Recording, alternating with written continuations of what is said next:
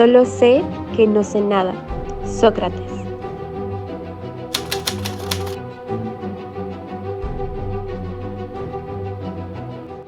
Sócrates era un personaje particular que nació en el año 470 a.C. en Alopece, un burgo de Atenas. Fue considerado uno de los filósofos más influyentes de la antigüedad y de los más importantes de la historia. Hasta Platón decía que su maestro era el más sabio de los hombres. Pero no vayan a pensar que siempre se dedicó a filosofar.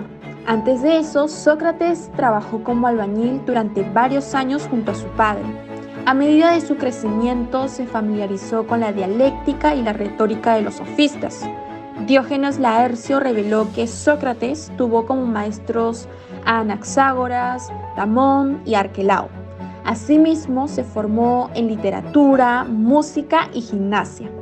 Posteriormente llegó a preguntar y examinar absolutamente todo, porque para él nada era una verdad absoluta. En este entorno surgió el método socrático y la ética. Sócrates llegó a inculcar la creencia de una comprensión objetiva de distintos conceptos como justicia, amor y virtud y el conocimiento de uno mismo. Para tristeza de muchos, no escribió ningún libro. Sus enseñanzas fueron recogidas por sus discípulos, especialmente por Platón. Fue acusado en el 399 a.C. de despreciar a los dioses del Estado y de introducir nuevas deidades. También de corromper la moral de la juventud, alejándose de los principios de la democracia. Por este motivo se le comparó con Jesús de Nazaret. Sócrates planteó un método que fue denominado método socrático. Este se basaba en la búsqueda constante del conocimiento, de la verdad absoluta, y se desarrollaba mediante una discusión o diálogo entre los compañeros atenienses, luego de visitar el oráculo de Delfos.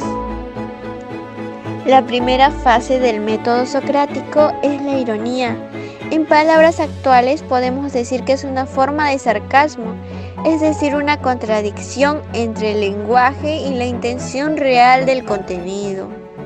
Sócrates les hacía entender a los oyentes que su respuesta no tenía un buen argumento y menos tenía razón. De esta manera, ellos lograban reconocer su propia ignorancia.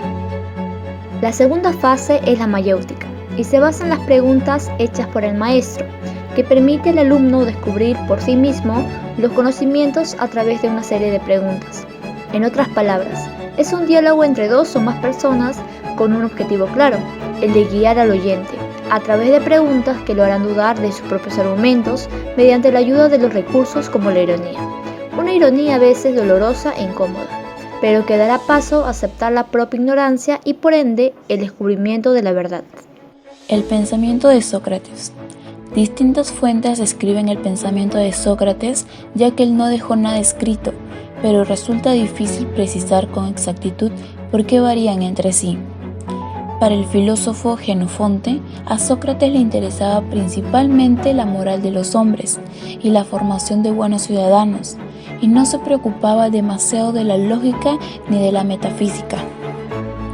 Para Sócrates, el concepto universal siempre es el mismo, lo que varía son los ejemplos concretos. Por ejemplo, un hombre es un animal racional y este concepto permanece inalterable aunque su conducta sea diferente a la de otros hombres. De modo que existe lo que no cambia, es decir, el concepto universal o la definición de los objetos, en un mundo cambiante, lleno de objetos imperfectos y modificables en nuestra vida cotidiana.